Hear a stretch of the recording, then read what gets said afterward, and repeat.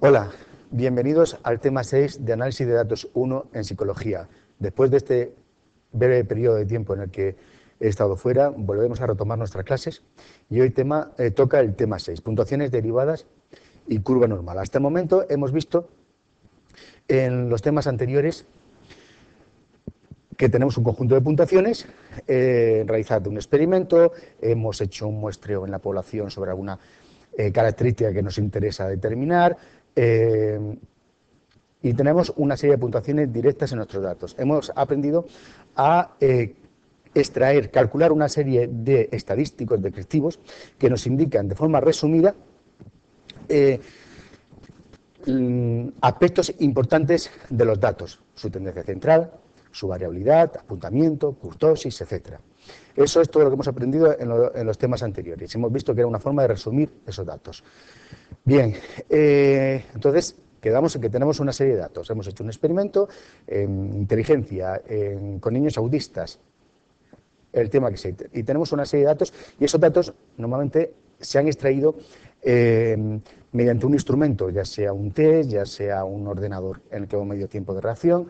Ese instrumento, ese test, ese cuestionario, nos ha dado una serie de datos, y a esos datos les vamos a llamar datos directos porque proceden directamente del instrumento que nos ha servido para realizar el experimento, o el trabajo, o el estudio. Tenemos una serie de datos directos, producto, resultado de ese test, ese instrumento. Bien, pues a veces nos vamos a encontrar con que esos datos directos sería conveniente transformarlos en otros datos.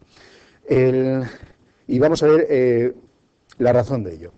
A veces las puntuaciones directas nos ofrecen muy poca información porque son valores dependientes del grupo. Expliquemos esto. Imaginemos que mi hijo viene un día de clase y me dice: mira, papá, he sacado un 9 en matemáticas. Yo digo: estupendo. El 9 sería la puntuación directa. ¿Esa puntuación directa es buena o mala? Bueno, todos diríamos: es muy buena, estupendo. Bien, sí, pero eso depende del grupo.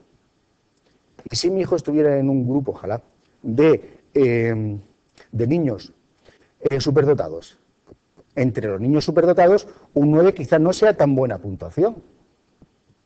De la misma forma, si mi hijo estuviera en una clase normal donde la puntuación media fuese un 5, entonces sí sería una buena puntuación. Vemos que una misma puntuación directa, el 9, su interpretación depende muy mucho del grupo en el que se encuentre esa puntuación. De la misma forma, imaginemos que le pregunta a un compañero: oye, ¿y tú cuánto ganas? Y él me dice: 2.000 euros. Ah, digo: oye, eso está bien, es superior a la media de lo que ganan los españoles. Y dice: ah, pero depende. No es lo mismo ganar 2.000 euros en Madrid, donde el nivel de vida es bastante alto, que ganar 2.000 euros en una capital de provincia donde el nivel de vida sea un poco más bajo, pongamos Córdoba, Murcia. Esos 2.000 euros significan cosas distintas en un sitio que en otro, porque dependen del grupo de referencia. Con todo esto, lo que queremos decir, por consiguiente, es que los valores directos a veces son interpretables, pero dependen del grupo en el que nos encontramos, su interpretación. Por consiguiente, sería conveniente eliminar la influencia del grupo de esa puntuación. Para ello, lo que podemos hacer es coger esas puntuaciones directas y calcular otro tipo de puntuaciones que no dependan del grupo. Ese tipo de puntuaciones van a ser directamente interpretables o más interpretables, con menos aspectos a tener en cuenta que las puntuaciones directas. Entonces, los cálculos que vamos a realizar ahora se realizan sobre las puntuaciones directas. Vamos a calcular otras puntuaciones, las que vamos a llamar derivadas, que no tienen los problemas anteriores. Entonces, el primer tipo de puntuación derivada va a ser la puntuación diferencial o puntuación de desviación. Ya hemos dicho que si la media del grupo en el que yo me encuentro, en el que la puntuación que estoy considerando, si la media del grupo es una u otra, la interpretación de ese dato directo va a cambiar. Por consiguiente, una forma sencilla de considerar una determinada puntuación en relación al grupo es simplemente restar de cada una de las puntuaciones directas que hemos obtenido la media, de tal forma que vamos a obtener lo que llamamos puntuaciones diferenciales. En la gráfica, en la pantalla les aparece la fórmula para calcular las puntuaciones diferenciales. Simplemente nos cogemos cada una de las puntuaciones, x sub i. Recuerden que el sub i se refiere a cada uno de los sujetos o de las puntuaciones que tenemos. X sería la variable, y a cada una de esas puntuaciones se le resta la media del grupo. Y obtenemos entonces otra serie de puntuaciones a las que vamos a llamar x sub i, ahora las x en minúscula para indicar que son puntuaciones diferenciales, en los que hemos corregido el efecto de la puntuación media del grupo en el que se encuentra esa puntuación. Aquí tenemos un ejemplo, tendríamos por ejemplo una serie de puntuaciones en mayúscula. La primera puntuación directa vale un 3, la segunda un 5, la tercera un 6, la cuarta un 10, la cuarta un 10, sí, la quinta un -1. Calculamos la media de ese grupo y es 4.6. Ahora, si calculamos las puntuaciones diferenciales que van a eliminar el efecto de la media, lo que hacemos es restar a cada una de las puntuaciones iniciales, que están en la columna de la izquierda, les restamos 4,6 y calculamos otro conjunto de puntuaciones que se ven a mano derecha, que van a ser las puntuaciones diferenciales. Para cada una de las puntuaciones directas tenemos una puntuación diferencial. Y si hacemos cálculos, vemos que las puntuaciones las puntuaciones diferenciales tienen una característica, y es que su media vale 0. Esa es una de las primeras propiedades de las puntuaciones diferenciales. Como hemos considerado, como hemos restado la media de las puntuaciones directas, lo que estamos haciendo es que estamos trasladando todas las puntuaciones directas, las estamos trasladando a un punto central con media 0. Esto se puede ver bien de forma gráfica. Aquí tienen, por ejemplo, la gráfica de las puntuaciones anteriores. Las puntuaciones directas. Tenemos 5 puntuaciones, las hemos representado por 5 puntos, cada uno de ellos por encima del valor numérico de esa puntuación. Observen que efectivamente aproximadamente la media se encuentra en 4,6. Si a ojo de buen cubero intentara poner una media, quedaría un poquito por encima del 4. El cálculo estadístico nos ha dicho que vale exactamente 4,6. Ahora, si calculamos las puntuaciones diferenciales, tal y como se puede ver en el siguiente gráfico, lo que hemos hecho ha sido trasladar todas las puntuaciones de donde estaban hacia la izquierda, de tal forma que ahora la puntuación media es 0. Si vemos la misma gráfica, pero ahora superponiendo las puntuaciones directas, esta vez en rojo, vemos que no hemos cambiado la forma de la distribución de datos, simplemente los hemos trasladado, les hemos quitado un valor numérico idéntico a la media de los datos directos, de tal forma que hemos trasladado todos los datos hacia la izquierda. Esa traslación de los datos nos ha hecho que ahora la media de las puntuaciones diferenciales valga 0. Esto va a ser una característica propia de todos los cálculos con puntuaciones en el que pasamos de puntuaciones directas a puntuaciones diferenciales. Si nos damos cuenta también en la gráfica, no hemos cambiado la forma de la distribución de datos, como hemos dicho anteriormente. Hemos cambiado la media, pero no el rango ni la distribución de los datos. Esto quiere decir que la varianza no ha cambiado la media, pero no la varianza. Esta es otra de las propiedades que tenemos. La varianza de las puntuaciones diferenciales sigue siendo igual a la varianza de las puntuaciones directas. Esto es otra de las propiedades, y se ve claramente aquí. La distribución de los datos en rojo es la misma que la distribución de los datos en negro. Puntuaciones directas, puntuaciones diferenciales. Lo único que ha cambiado ha sido el punto en el que se sitúan en el eje de las X, en el eje de las puntuaciones de la variable que estamos considerando. Otra de las propiedades es que las puntuaciones diferenciales son una transformación lineal, en donde la pendiente de esta transformación vale 1 y la ordenada en el origen es igual a la media, tal y como lo pueden ver. En la pantalla pueden ver que podemos transformar la ecuación para calcular las puntuaciones diferenciales de tal forma que es una transformación lineal, en donde tenemos dos parámetros, A y B, el punto de corte con la ordenada y la pendiente, y vemos entonces claramente que la pendiente vale la unidad y el punto de corte con la ordenada es igual a menos la media.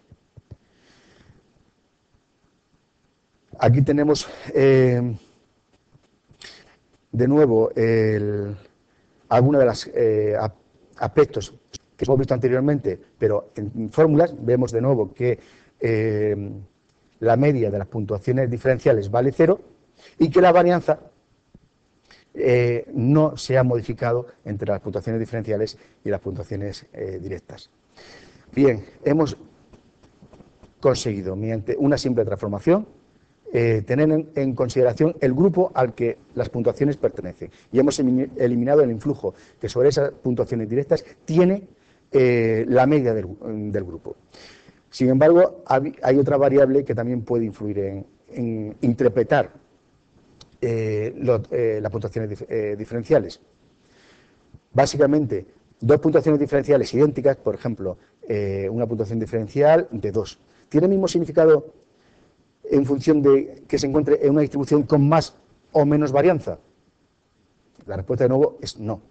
En la transformación anterior de puntuaciones diferenciales hemos considerado y hemos eliminado el influjo de la media, pero no hemos eliminado el influjo de la varianza.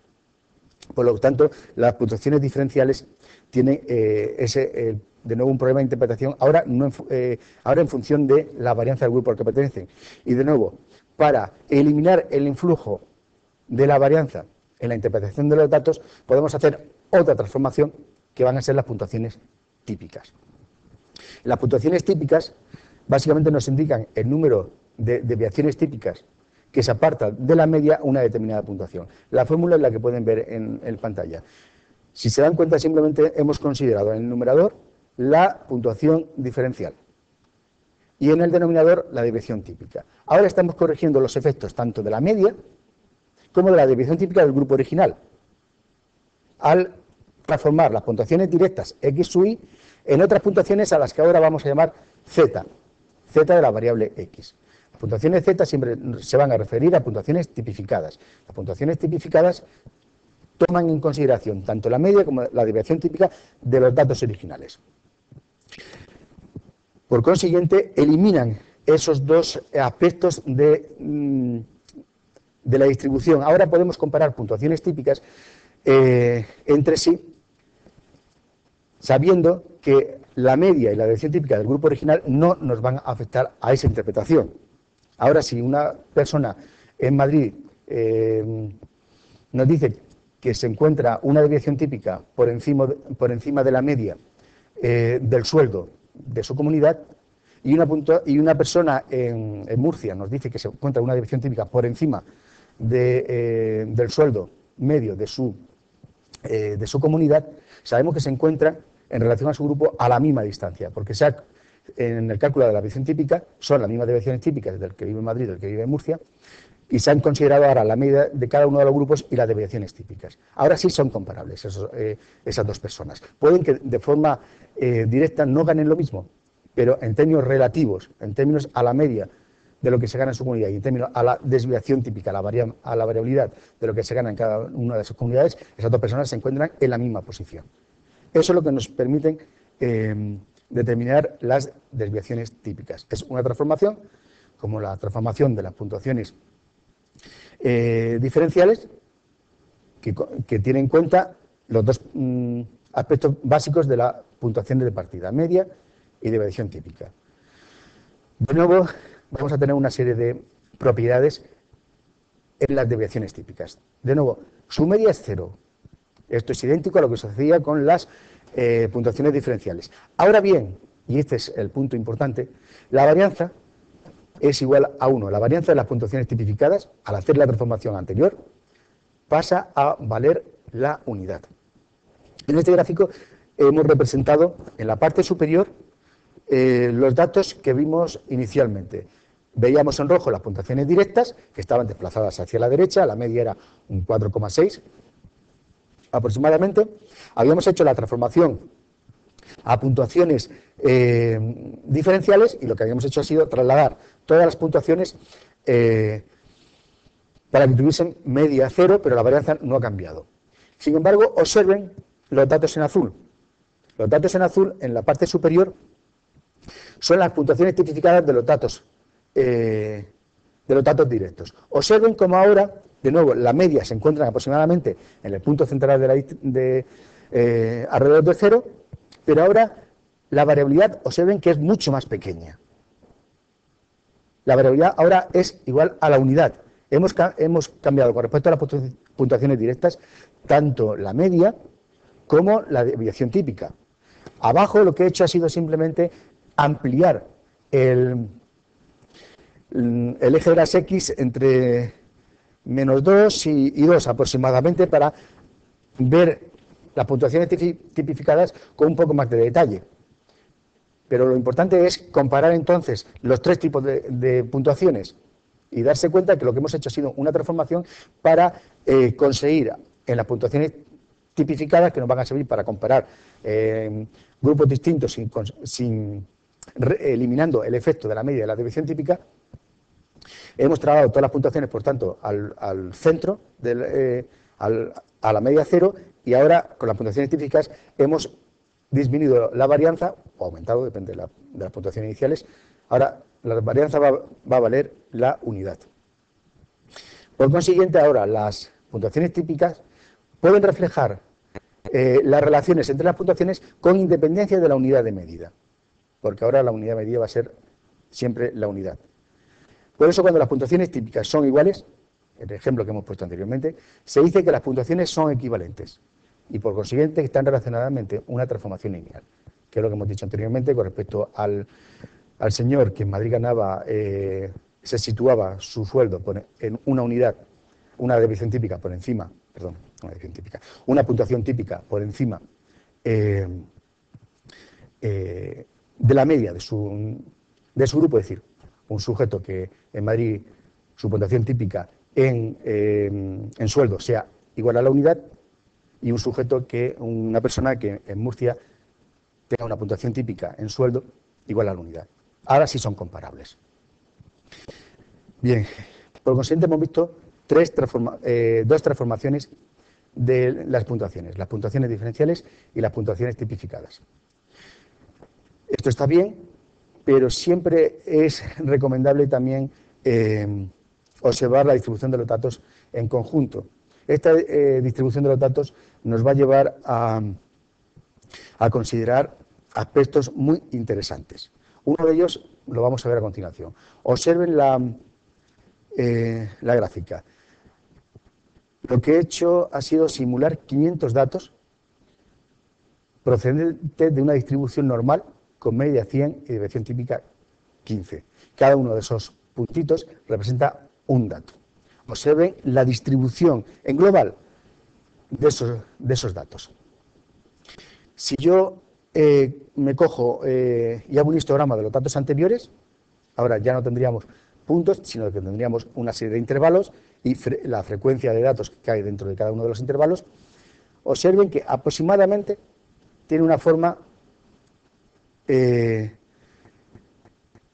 parecida a una campana. No exactamente una campana, porque eran solamente 500 datos, pero se asemeja. Bien, esto es un aspecto muy importante, porque muchos datos, muchas variables, en la vida real se comportan de la siguiente forma. Tienen una distribución a la que llamamos distribución normal, que viene representada por una función a la que vamos a ver posteriormente, llamada la función de Gauss. Por ejemplo, se sabe que la inteligencia se distribuye según esa forma, la curva normal. La altura de los sujetos se distribuye según la curva normal. Hay una enorme cantidad de variables biológicas, psicológicas, sociales, que se distribuyen según una curva, y por consiguiente esa curva se le ha dado una especial consideración. Una forma de ver, de observar cómo obtenemos la curva normal es partiendo de un n pequeño, cogemos una pequeña muestra de una variable, por ejemplo, inteligencia, y nos cogemos a 100 sujetos. Les medimos su inteligencia y graficamos sus puntuaciones. y va a tener la forma, va a ser parecida, no exactamente idéntica, pero va a ser parecida a la curva normal. ¿Qué sucede si aumentamos el tamaño de la muestra al mismo tiempo que disminuyemos el tamaño de los intervalos? Es decir, ahora vamos cogiendo, en vez de 100 sujetos, cogemos 500, 1000. Observen que al mismo tiempo que incrementamos n, decrementamos, hacemos más pequeños los intervalos. 10.000. Observen, si esto fuese en real, si fuesen datos extraídos de un estudio empírico, en una enorme cantidad de variables, la distribución de esos datos tendría la forma que ven en la pantalla. Ahora al histograma se le ha superpuesto la campana de Gauss, la curva normal.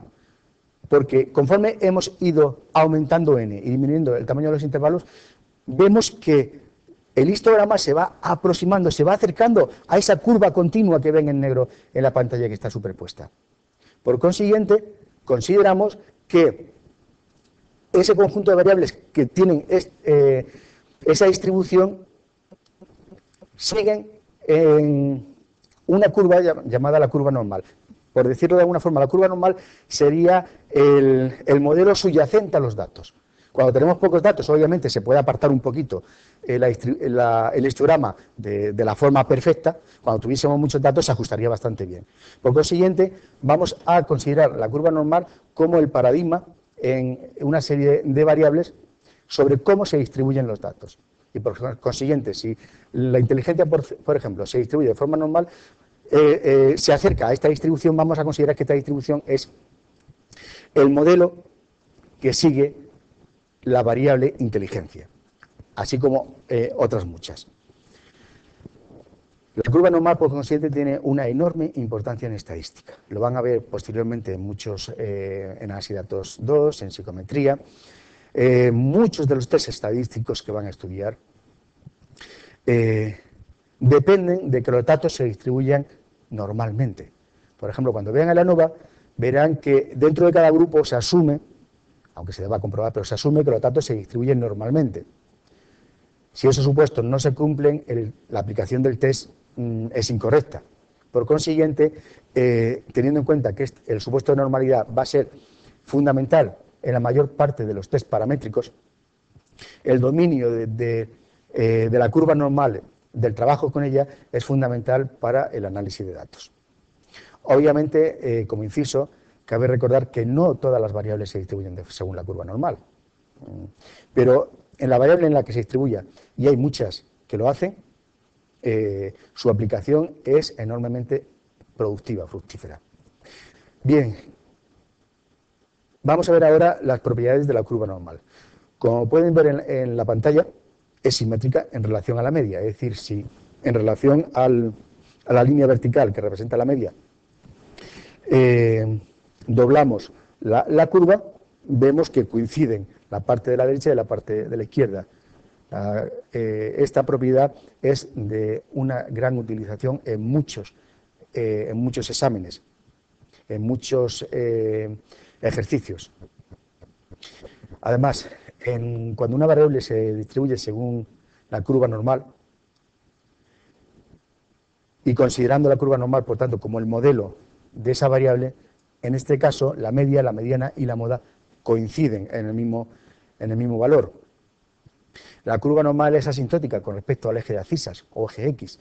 Aquí, por ejemplo, en una representación normal de una curva con media 100 y desviación típica 15, quiero recordar, parece que la curva toca el eje de ordenadas, el eje X, pues aproximadamente en 150 parece que ya toca a la curva, o en 80, 50, en la puntuación 40 parece que ya se intersectan la curva normal y el eje de abscisas. Eso es engañoso. La curva normal nunca tocará el eje de abscisas. Eso es lo que quiere decir que es asintótica con respecto al eje de las X. Se aproxima muchísimo, pero nunca lo toca. Aquí, por ejemplo, he representado la curva anterior solamente entre las puntuaciones 50 y 60. Observen que lo que antes parecía que se estaban tocando, no se tocan. Ahora bien, el eje de ordenadas, observen que ahora está en el término 0.001, 0.002, es decir, es muy bajito. No obstante, podríamos decir, bueno, pues por debajo del 50 a lo mejor se toca la gráfica con el eje de abscisas. No. Siguen viendo en la pantalla que de nuevo no se intersectan el eje de las X con la curva normal. Y así podríamos seguir indefinidamente. Lo que pasa es que, claro, el eje de ordenadas cada vez tendría que tener valores más y más pequeños. Pero no intersectan. La curva normal tiene un dominio, por consiguiente, desde menos infinito a más infinito. Bien, otra de las propiedades es que la curva tiene dos puntos de inflexión, en donde un punto de inflexión es aquel punto donde la curva pasa de ser cóncava a ser convexa o a la inversa. En la representación gráfica que ven en la gráfica, pueden ver que he dibujado en rojo aquella parte cóncava y en azul la parte convexa. En donde pasa de ser rojo a azul o a la inversa son los puntos de inflexión. Y estos se encuentran siempre a más o menos una desviación típica con respecto a la media. Otras dos propiedades importantes de la curva normal es que si una determinada variable X, inteligencia, altura, la que sea, se distribuye según la curva normal, eso lo hemos representado aquí en la pantalla mediante n, eso significa que X se distribuye según la curva normal n, y entre paréntesis hemos puesto los parámetros de la curva normal, la media y la desviación típica, mu y sigma. Bien, en este caso, si transformamos, recuerden lo que hemos estado haciendo anteriormente, si transformamos la variable X a otra variable y, mediante una transformación lineal, en este caso, cada una de las puntuaciones iniciales de X, la multiplicamos por una constante B y le sumamos otra constante A, obtenemos otra serie de puntuaciones a las que vamos a llamar I. La pregunta es, sabiendo que X se distribuye normalmente, ¿cómo se va a distribuir la variable I, que es una transformación lineal de la primera? Bien, pues la propiedad nos dice que esta segunda variable I se va a distribuir también de forma normal, con media igual a B por mu más A, es decir, simplemente aplicamos la transformación lineal previa a la media inicial, y esa será la nueva media de la variable I, y cuya desviación típica va a ser igual al producto de la desviación típica de la variable original, sigma, por el valor absoluto de la pendiente de la transformación lineal B. Valor absoluto, recuerden que es el valor siempre con signo positivo. Otra de las propiedades es que si tenemos dos variables, la variable X y la variable Y, cada una de ellas distribuyéndose de forma normal, pero con distintos parámetros, por ejemplo, la primera variable X se distribuye con media mu sub 1 y con desviación típica sigma sub 1, mientras que la segunda variable Y se distribuye según la curva normal con media mu sub 2 y desviación típica sigma sub 2. ¿Qué pasa si calculamos una nueva variable suma de estas dos primeras? Es decir, ¿qué pasa si a cada una de las puntuaciones iniciales X e Y la sumamos y obtenemos otra nueva variable llamada W? ¿Cómo se va a distribuir esta tercera variable? Pues esta propiedad nos dice que la nueva variable W, sabiendo que X e Y se distribuyen normalmente con esos parámetros, la nueva variable W se va a distribuir con una media que es la suma de las medias anteriores, y con una desviación típica que va a ser la raíz cuadrada de la suma de las varianzas de las variables originales X e Y. Esta es la curva normal tipificada. Recuerden que la curva normal que hemos visto anteriormente tenía dos parámetros, media y desviación típica. Bien, ¿qué pasa si en la curva normal hacemos que la media valga 0 y la desviación típica valga 1? Pues obtenemos otra curva normal y a la que vamos a llamar tipificada. Viene representada por la función que ven en la pantalla. No es necesario aprenderla, por supuesto. Nos da para cada valor de z sub i, recuerden que al ser tipificada, en vez de hablar de x, vamos a hablar de zetas, nos da la altura de esa función. Aquí pueden ver la curva normal tipificada, en donde de nuevo hemos diferenciado la parte cóncava de la parte convexa, y observen efectivamente que en más o menos una desviación típica con respecto a la media, es decir, con respecto a cero, se produce un punto de inflexión en que la curva pasa de ser cóncava a ser convexa. Esta curva normal tipificada tiene un enorme valor o importancia, porque nos va a servir para resolver una enorme cantidad de problemas en estadística.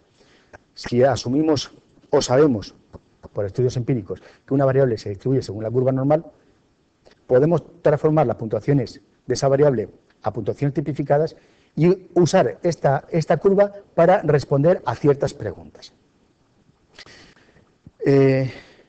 Para ello vamos a tener las tablas de la curva normal estandarizada que pueden ver en el libro de texto.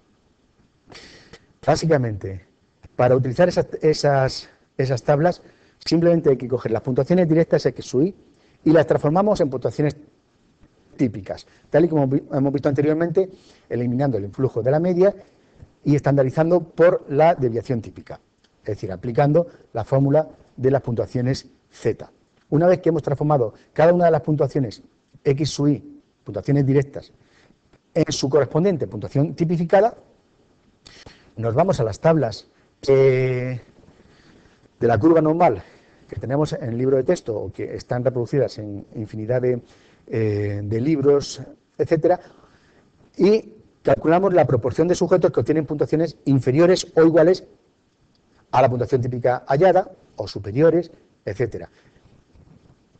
Aquí tenemos un caso simple. Imaginemos que tenemos una puntuación directa, esa puntuación directa la hemos pasado a tipificada y nos daba un valor de menos 0,25. Observen en la parte superior la curva normal tipificada, media 0, desviación típica 1. Entonces, para ese sujeto o ese objeto al que hayamos medido y que tuviese una puntuación tipificada de menos 0,25, podemos preguntarnos, ¿cuál es la proporción de sujetos que quedan por debajo de esa puntuación tipificada menos 0,25? Nos vamos a las tablas tal y como se ve en el gráfico y observamos que la intersección entre menos 0,2 y 5 nos da una proporción de 0,4013, con lo cual podemos asegurar, si la variable en la que estamos interesados se distribuye según la curva normal, que el 40,13% de los sujetos de la población en esa variable tienen puntuaciones inferiores o iguales a la puntuación menos 0,25. Podríamos tener otras puntuaciones Z, y recuerden entonces que simplemente traduciríamos las puntuaciones directas en puntuaciones tipificadas y buscaríamos en la tabla de la curva normal la proporción de sujetos que quedan por debajo de esa puntuación tipificada. Aquí, por ejemplo, he puesto varios ejemplos. Recuerden siempre que en la tabla de la curva normal, al menos en la del texto, lo que nos ponen es la proporción acumulada por debajo de esa puntuación tipificada, lo que hemos representado en esta gráfica mediante el área en azul. Por consiguiente, si quisiéramos determinar el número de sujetos que quedan por encima de esa puntuación tipificada, sabiendo que el área total de la distribución de la curva normal tipificada vale la unidad, tendríamos que hacer los cálculos pertinentes. Y por consiguiente, una vez que tenemos la proporción de sujetos a partir de la curva normal de la puntuación tipificada, la proporción de sujetos que quedan por debajo de la puntuación Z que hemos calculado, mediante una simple regla de 3 podemos calcular el número de sujetos en la población que quedan por debajo o por encima de esa puntuación tipificada. Otro caso que se nos puede dar en la vida, en el trabajo con los datos, es que queramos normalizar la distribución de los datos directos. Tenemos una serie de datos en una variable X, Sabemos que esa variable X se distribuye según la curva normal. Sin embargo, los datos concretos que hayamos obtenido de los 15, 50, 20 sujetos que hayamos podido utilizar no siguen exactamente la curva normal, pero sabemos que en la población esa variable se distribuye según la curva normal. Entonces, nos puede interesar normalizar las distribuciones. Básicamente, la normalización de las distribuciones, por consiguiente, consiste en adaptar las puntuaciones que tenemos a la distribución normal, manteniendo los valores de la media y la desviación típica. Obviamente, siempre y cuando exista evidencia previa, a priori, de que esa variable se distribuye de forma normal en la población. Para ello, el cálculo es sencillo. Se calculan las puntuaciones tipificadas correspondientes a los límites exactos de cada intervalo. Si estamos hablando de límites exactos, recuerden entonces que estamos hablando de datos agrupados. Cogemos, por consiguiente, las puntuaciones tipificadas correspondientes a los límites exactos de cada intervalo, exceptuando los límites superiores e inferiores de la distribución. A partir de esas puntuaciones Z, calculamos las proporciones correspondientes a cada intervalo y, a continuación, transformamos esas proporciones obtenidas de la tabla de la curva normal en la correspondiente frecuencia que debería haberse obtenido en ese trabajo empírico en función del número de sujetos. Bien, hemos visto, por consiguiente, puntuaciones derivadas de las puntuaciones directas, las puntuaciones diferenciales y las puntuaciones tipificadas, y la importancia de la curva normal en nuestro trabajo. Ahora vamos a ver otras escalas derivadas de las anteriores, unas pocas más.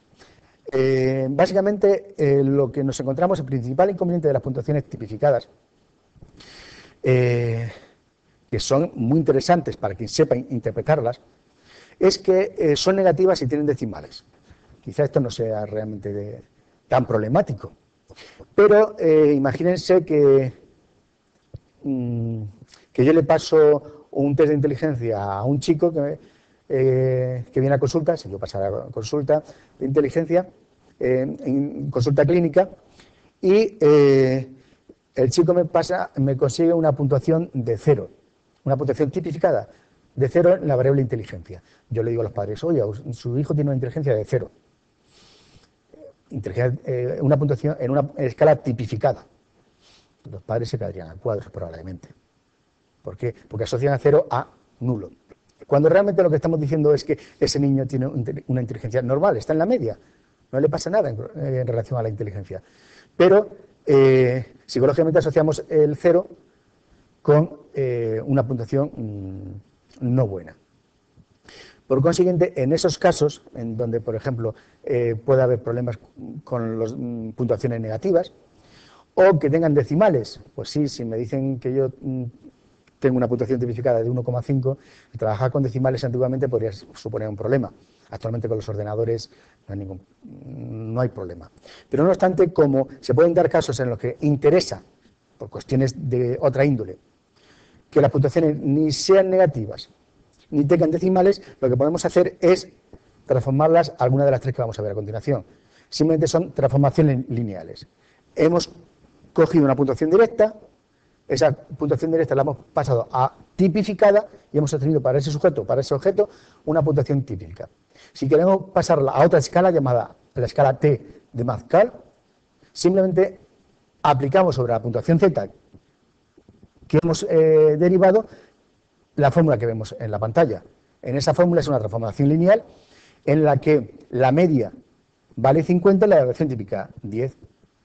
Si el sujeto, por ejemplo, había sacado en el caso hipotético que he comentado de un chico que pasa un test de inteligencia, yo le digo a los padres que tiene una Z de 0, si la transforma a T de Pascal, multiplicaría esa Z de 0 por 10, se me quedaría de nuevo en 0, y le sumaría 50. Con lo cual, ahora simplemente estoy transformando linealmente las puntuaciones anteriores para que tenga una media de 50 y una desviación típica de 10. Más típico es el siguiente caso con respecto al ejemplo que he puesto, en la escala CI. Exactamente lo mismo que antes. Simplemente que ahora la media en la que quiero que se me coloquen los datos es 100 y la desviación típica vale 15. De nuevo, para una determinada puntuación tipificada, simplemente, si quiero expresarla en la escala CI, aplico la transformación lineal que tienen en pantalla, la transformación o escala CI. Y otra transformación similar a la anterior es llamada la transformación de los estaninos. En este caso la media valdría 5 y la desviación típica valdría 2.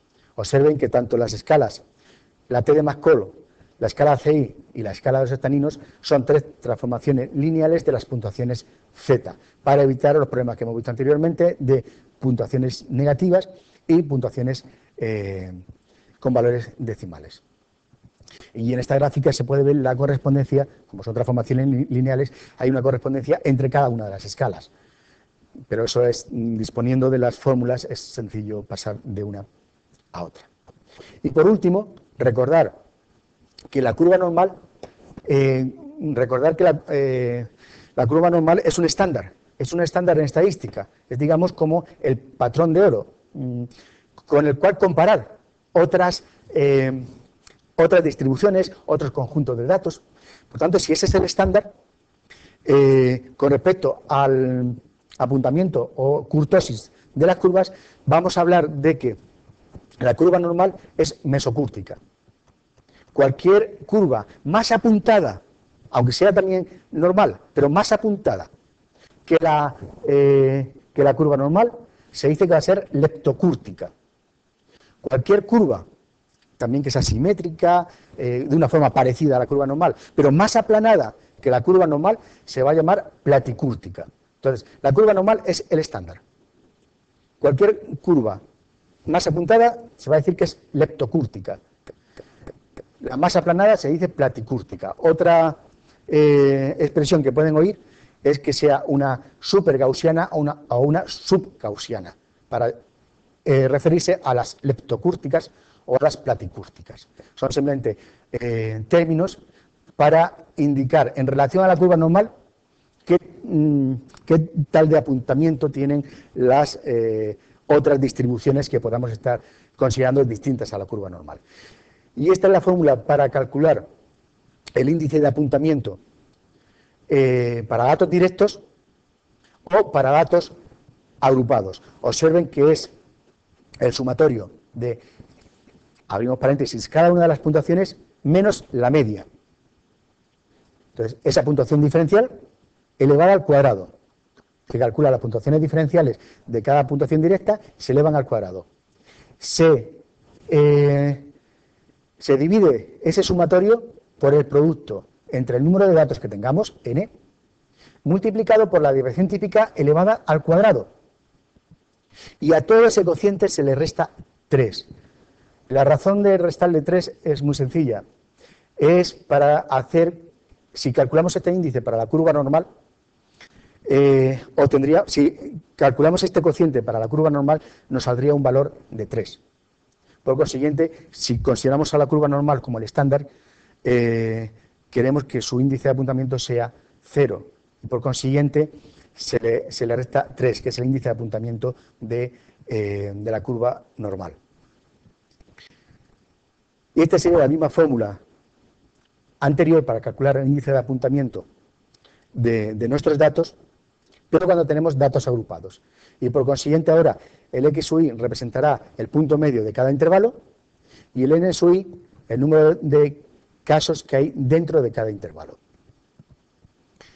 Esa sería la fórmula para calcular, por tanto, el coeficiente de apuntamiento para un conjunto de datos. Por consiguiente, el valor del índice de apuntamiento C sub R para la curva mesocúrtica, es decir, para la curva normal, es 0. Cualquier curva que sea más apuntada que la normal, se va a decir que es leptocúrtica y su coeficiente de apuntamiento va a ser superior a 0, mientras que cualquier curva platicúrtica más aplanada que la curva normal va a obtener un valor del coeficiente de apuntamiento negativo, inferior a 0. Y por eso, con esto termina nuestro tema de hoy. Y por último, recordarles la importancia de la curva normal. Y para demostrárselos, simplemente les voy a exponer que efectivamente la curva normal, el éxito en la vida se distribuye según la curva normal. Sí, verán. La distribución del éxito en la vida en relación a la edad sigue una campana de Gauss. Observen, a la edad de los 5 años, el éxito es no hacerse pis en los pantalones. A la edad de los 10, el éxito es tener amigos. A los 16 años, el éxito es tener carnet de conducir. A los 20, el éxito es tener sexo. A los 35, el éxito es tener dinero. A los 50, el éxito es tener dinero. A los 65, el éxito es tener sexo. A los 70, seguir manteniendo el carnet de conducir. A los 75, tener amigos. Y a los 80, no hacerse pis en los pantalones. Esto obviamente era un chiste. Hasta el próximo día. Muchas gracias.